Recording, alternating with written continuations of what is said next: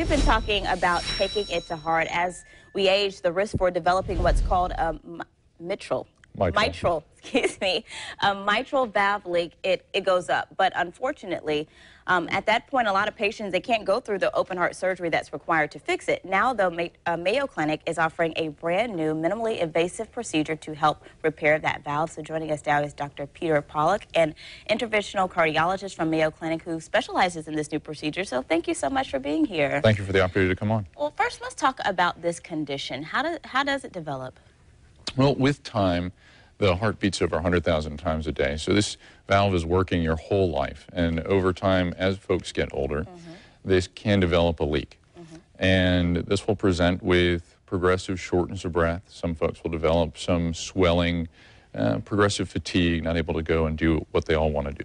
So how do you know if it's just, okay, I'm feeling a little tired, or it's something I need to go to the doctor and check out? I think anytime you've had a progressive change, seeing the doctor is a good idea. Yeah. They can often hear a murmur is one of the first signs.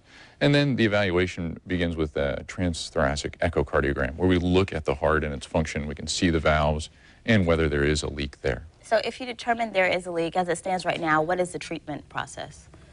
So the gold standard treatment for a leak that is severe and causing symptoms and affecting the heart and the patient is to repair it surgically, and that's been the treatment for many years. But now we have an exciting new technology that's a catheter-based treatment. This is something we do in the cath lab. It doesn't involve opening the chest, and it uses this very tiny clip, smaller than a dime, called the Mitral Clip, and we hold the two leaflets together to keep them from leaking.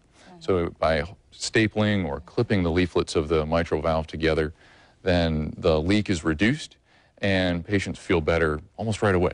It's a great thing. Why is it such a big improvement over the old treatment? Really, it reduces the insult to the patient. So in older and sicker patients who just wouldn't recover well from an open chest, open heart surgery, they can get up, be walking around the same day of the procedure, feeling better. We generally have them in the hospital for just 1 or 2 days, and the vast majority of them go home and recover feeling better. What feedback have you gotten from patients as you've been working and doing this procedure?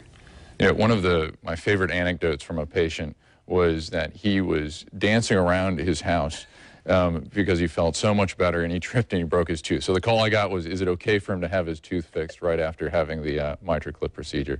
Well, that's wonderful feedback for me. That's awesome. How, if you're looking at this and you're trying to decide if that's right for you, or is it pretty much right for everybody?